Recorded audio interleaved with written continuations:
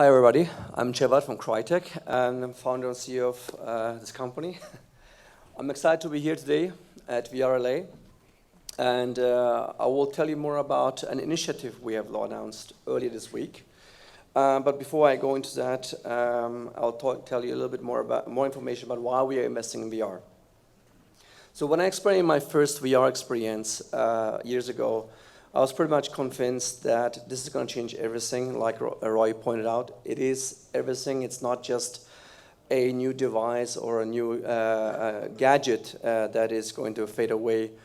Some people said it's going to be launched like stereoscopic 3D and probably just disappear. But when you experience VR the very first time, you understand that it's not going to be like that. It's going to stay. And it was also for me like going into theaters and experiencing some of the emotions that I had very first time. So that being said, my first cinema movie was very boring. I fell asleep, but VR at least didn't make me fall asleep. It actually engaged me. And even this very early demo that I saw was nothing compared to what we have today with VR. And if you interpolate that in the next 5 years and then another 10 years, you can see where it's going, and this is going to change everything, not just games, for all kinds of applications in media. So we absolutely believe VR is going to stay here, and it's also VR is not just going to stay. It's part of the building the bleeding edge technology culture that we have in our company anyway. And so that being said, yeah, so VR is bleeding edge. Crytek has been about bleeding edge all the time. So for us, it's been a very natural fit from a DNA perspective. And we're also about building immersive worlds and building suspension of disbelief. VR is the immediate suspension of disbelief machine. So in the last 18 months, we have been doing a few things amongst the different tech demos like Back to Times Island 1 and 2, which the version 1 we launched on the Oculus Share. We have been also working on VR games ourselves. And one of the games that I want to talk today is The Climb. The Climb is a free rock climbing game that puts you in a place where most people wouldn't want to be in.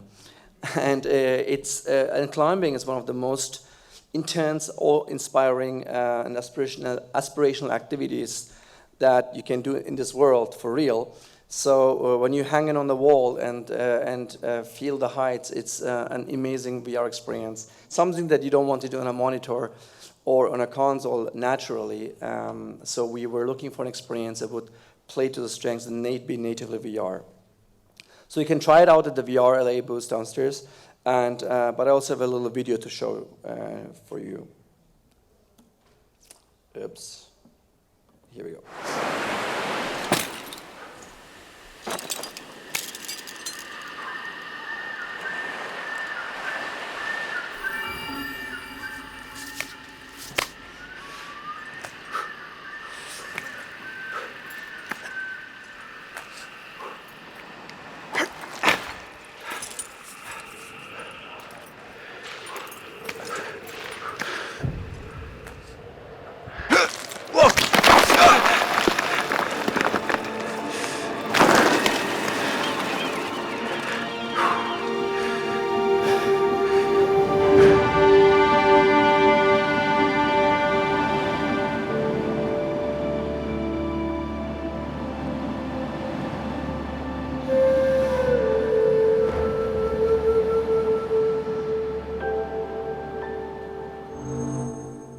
Achieved with CryEngine.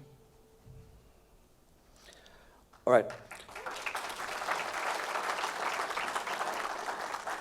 Like with anything, seeing is not as cool as experiencing it. So you gotta go there, you gotta go into the VR experience and feel how it is to be rock climbing. I'm super excited about this. It's not about killing monsters, killing aliens. It's really just about pure climbing. We learned a lot during the development of The Climb, and the team behind Climb is one of the largest VR development teams that we are aware of. And The reason why that is because we invest and we believe in VR to stay. So we are overcommitting, and this overcommitment means we are overlearning, and everything we learn, we are putting right into the CryEngine so that everybody can benefit from that. And the CryEngine is really a first-class development platform. Yes, it's sales pitch as well for any VR project. We think that CryEngine is the perfect VR tool for developers who wants to achieve their vision and make VR without any compromises. So I mentioned before the initiative we launched, and I would talk about that. So this initiative is called VR First. VR First is it's a new initiative. It's about grassroots VR development around the world.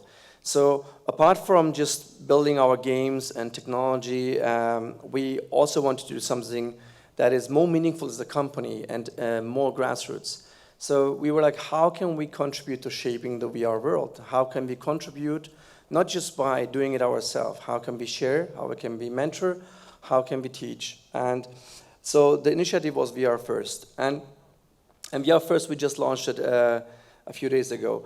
And so this is why we announced the VR First initiative as a means to deliver the most state-of-the-art facilities and to most and CryEngine for free as with source code.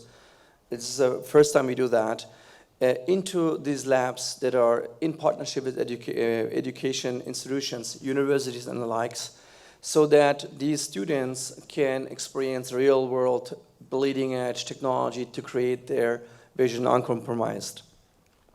And we have also, of course, strong partnerships that I'm going to talk about in a bit amongst the different leading companies that are supporting us with the VR ecosystem. The VR ecosystem also includes a global community network of those VR labs, which are labs amongst different industries across the world. These communities, in a sense, are going to be communicating and collaborating together to create the future of VR. So here you can see our first lab. It was 4 days ago in Istanbul. And we had a tremendous amount of media presence from TV to newspaper. And the reason why I'm saying that is like we opened as a studio like 3 years ago, and maybe the attendance was half as much. Yeah, and for VR, the enthusiasm is just massive. And we got politicians, we got like teachers, professors all showing up, asking questions. What is VR? And we were in a very interesting position because we could share and educate. And like I said, we set up this lab with the Bauer University. It's the world's first VR First lab, no pun intended here. And VR First, we plan to establish more VR First labs like this one. And already right now we have quite a few discussions going on with academic institutions around the world that are going to help us to create and shape the VR future all together. Oh, also we plan one in the West Coast very soon.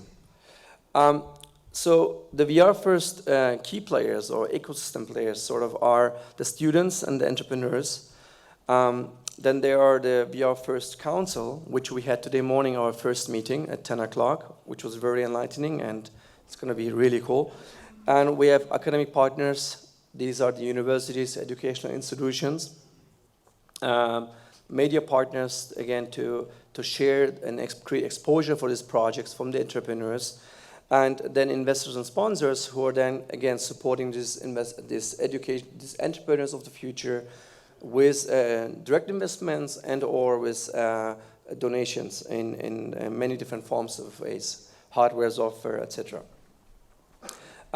These students are usually a part of the ecosystem from the university, but in the case of BAU, for example, the lab is completely worldwide, completely open to anybody from the region. So our program goals are, first of all, we want to create VR First labs around the world. Whether this is 10 or 20, we don't know, maybe it's 100, I have no idea, but the amount of interest we have is tremendous right now. I mean, overly tremendous. We had like over 200 applications, and after like 4 days of only being live yet, so to say. We want to bring all these key players together and provide these aspiring VR developers a pipeline that helps them to set the foot in the industry. Like And like I said, how do we do this? Set up first these labs around the world, and then we want to connect those labs over a community network that allows these VR-first developers to collaborate together to create the different ideas together. Yeah, sharing the knowledge across different universities, and not just like by themselves, like many labs do. Many labs are limited by the boundaries of the universities. We want to break these boundaries and enable innovation across them. And so the groundwork for that is a global community network. And then we want to make sure there's a pipeline for success, a pipeline for these entrepreneurs to connect and connect the successful projects with potential investors. The more we can share and allow them to connect, the more we will create the next big thing, or somebody said the next Elon Musk, those illuminaries, and I think we will have them definitely either here anyway, and also hopefully within the VR First Labs. And also I'm very excited to announce our first global partner, which is AMD, like so well supported here already. So I don't know, was Roy? Roy, big thanks to you, and Daryl, also big thanks to you. Big thanks to Lisa Sood, big thanks to everybody at AMD. It's been a blast to work with you guys so far, and I'm looking forward to establish a lot of VR First Labs with you.